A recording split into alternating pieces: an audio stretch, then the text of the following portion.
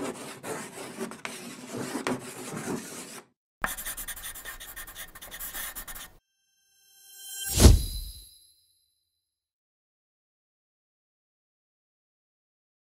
name is John Löfgren, and I'm a co-founder and a designer at Formas with Love.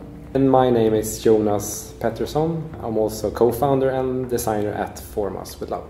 Formas with Love is a design studio, and as the name says, our promise is to really do things that we are truly passionate about. And the core is about industrial design, and then we have a holistic approach, so we're kind of bound to a certain field or material. We're actually turning 10 soon. Now we're more of a studio. It was not really meant to be a lot of people, so we're trying to keep it as a very high talented family. So we're 8 people in the studio at the moment. We have a basement where we have a small workshop, and then we have a mid part where a lot of creative work is gathered and executed. It's also the same place for meetings. But it could also be a way of not rethink in a modern way. Like, I mean, we have a financial system where you find new ways of actually selling things. So if you lean back on, rely on public funding, I think that could be a very not so progressive way of thinking. Then we have a small entresol where our computers are based. And this open space has helped us out to come up with different designs, for instance. Baux was born here because we needed to make sure that the high-pitched noise was down-toned at least. Finding a new material could be as interesting as bringing forward an old material that has not been on the market for a long time, where I think Baux is a beautiful example. I mean, it's used for many years in architecture, but now is placed in a more modern... The reason why we started Formas with Love was basically because we didn't find a place that we really want to work with or work at when we stopped school. So we started, it's more like a project, and we call it Formas with Love. And there was no really business idea from the beginning. It was more based on that we liked each other, the 3 of us. We were friends, and we have an ambition or a vision that we wanted to create leading design brands. And that is something that we have kept during 8 years. And I think that helped us a lot to keep on track. Because design is very much about compromises when you're working with different clients. But the philosophy or the vision is something that... There's definitely typical Swedish aspects of our design.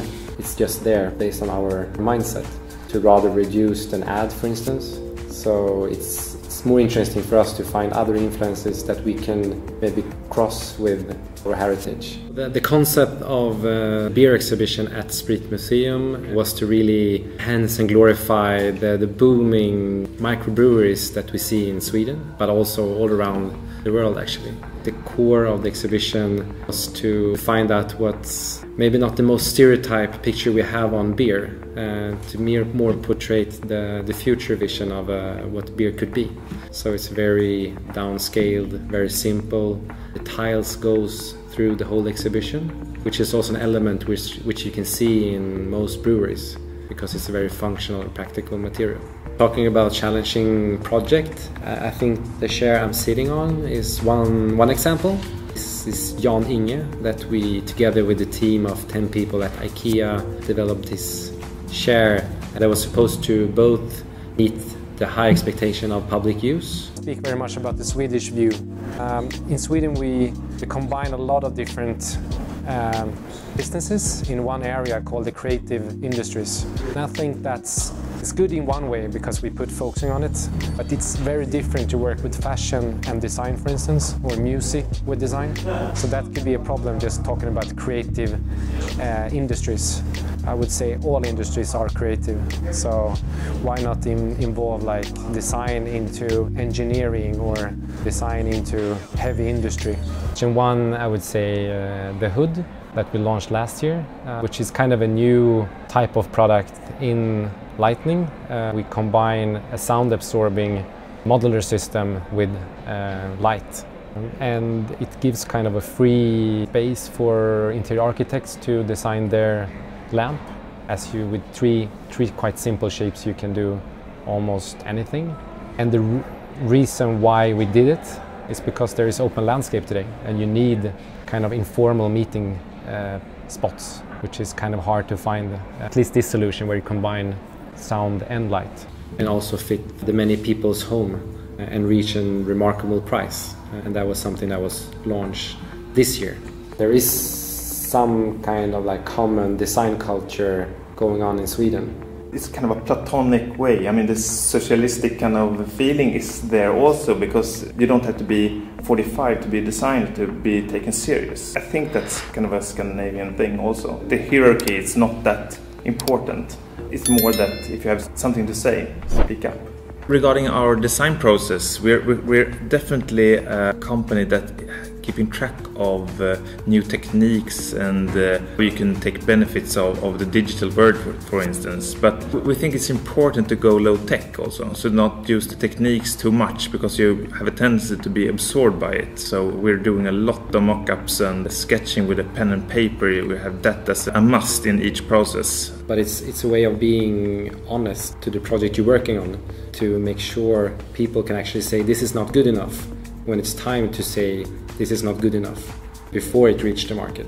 So reveal your mistakes while it's time to change them. That's our way of working.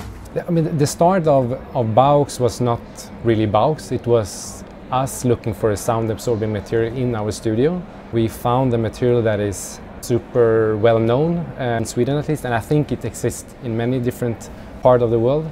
It's wood wool cement boards, and you put them up in beak sheets in the ceiling. We just went to the factory and looked at it, and we are quite curious as people, and the owner told us everything about this factory.